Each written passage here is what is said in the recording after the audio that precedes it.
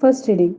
A reading from the book of Galatians, chapter 2, verses 1 to 2 and 7 to 14.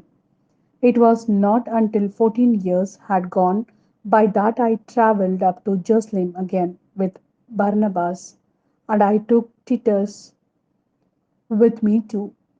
My journey was inspired by a revelation, and there, in a private session with the recognized leaders, I expounded the whole gospel that I preached to the Gentiles to make quite sure that the efforts I was making and had already made should not be fruitless.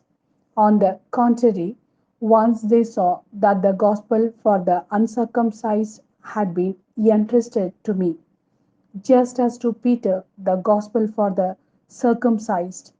For he who empowered Peter's apostolate to the circumcision also empowered mine to the Gentiles. And when they acknowledged the grace that had been given to me, and when they acknowledged the grace that had been given to me, then James and Cephas and John, who were the ones recognized as pillars, offered their right hands to Barnabas and to me as a sign of partnership. We were to go to the Gentiles, and they too, the circumcised.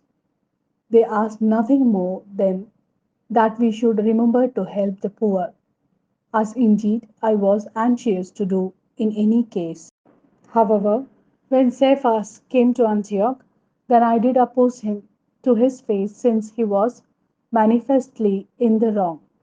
Before certain people from James came, he used to eat with Gentiles. But as soon as they came, he backed out and kept apart from them, out of fear of the circumcised. And the rest of the Jews put on the same acts as he did, so that even Barnabas was carried away by their insincerity. When I saw, though, that their behavior was not true to the gospel, I said to Cephas in front of all of them, since you, though you are a Jew, live like the Gentiles and not like the Jews, how can you compel the Gentiles to live like the Jews? This is the word of Lord. Thanks be to God. A reading from the Gospel according to St. Luke, chapter 11, verses 1 to 4. Now it happened that he was in a certain place praying, and when he had finished, one of his disciples said, Lord, teach us to pray, as John taught his disciples. He said to them, when you pray, this is what to say: Father, may your name be held holy. Your kingdom come.